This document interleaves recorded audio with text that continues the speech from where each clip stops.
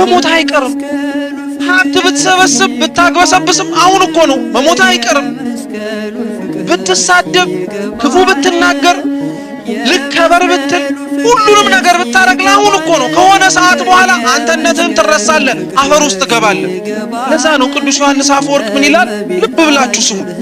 በሞታችሁበት ቅጽበት ሰው በምን ያክል ፍጥነት እንደሚረሳችሁ ብታውቁ ሰውን ሳይሆን እግዚአብሔርን እያስደሰታችሁ ትኖሩ ነበራል። አሁን የምንኖረው ማንን ለማስደሰት ነው? ለሰው አንወሻሽ። ለሰው ሰው አይቶን ደስ እንዲለው፣ ሰው አይቶን እንዲኮራ፣ ሰው አይቶን ጎሽ እንዲለን ነው እንጂ እግዚአብሔርን ብለን ነው እንደኛ አኗኗራችን አይመስልማ። አፋችን ሊለው ይችላል፣ አኗኗራችን ግን አይመስለው። ለዛ ነው ይሄን ድክመታችንን ልክ እንደ አባ ጴሜን እንጸልያለን። አቤቱ ጌታ ሆይ እስኪበሉ ምላስ የሚለውን ልቤም እንዲሆነው አስለምደው።